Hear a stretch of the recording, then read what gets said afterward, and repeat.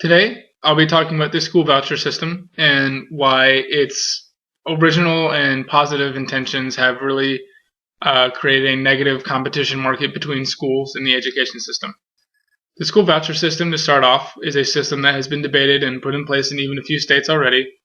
It allows the state government and the government to pay for part of the tuition of a student that wishes to transfer schools or go to a school outside of their district that may have better curriculum or educational opportunities for that specific student.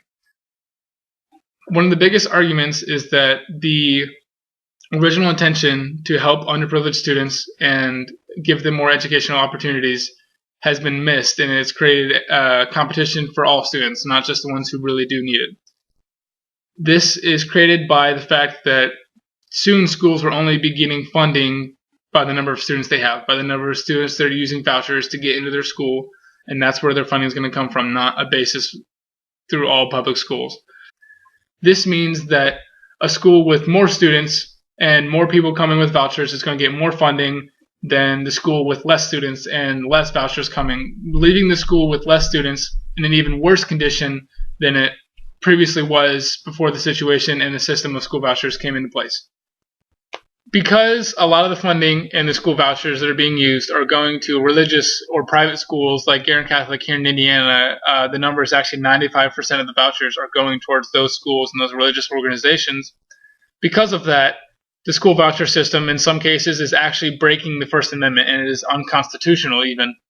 The First Amendment states the separation between church and state. A state cannot fund a religious organization, and a religious organization cannot fund the state or make decisions for the state. And because of the fact that, although not directly, they are indirectly putting a lot of money via the school voucher system into these religious organizations, it is a pretty easy argument to say they are violating the First Amendment and they are funding a religious organization.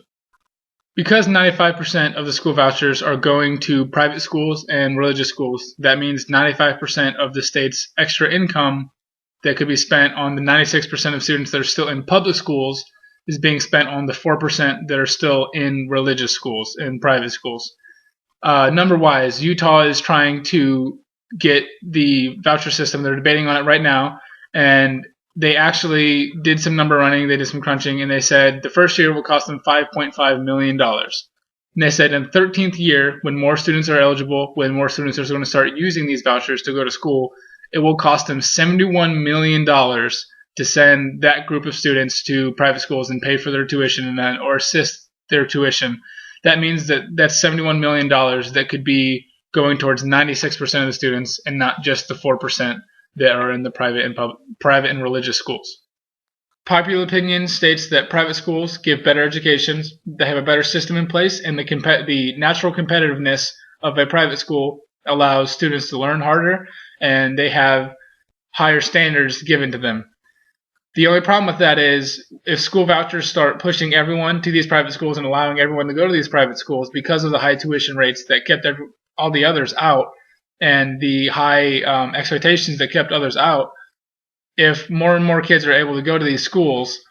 the quality of the school will drop if they start accepting everyone, or they might not accept everyone. And so a kid might leave a school expecting to get into a private school and then not be able to get into that private school or be kicked out of that private school anyway because he's not ready for the expectations and the work that is expected of him there.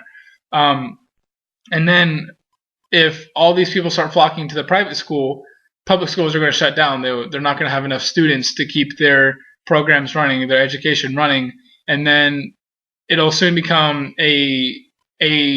10-hour commute will become a 45-minute commute, and it makes those underprivileged kids, it gives them an even harder time to get any kind of education. Even though they might be able to get a better one, it could be harder to even work for that better education, or they might not even get an education at all.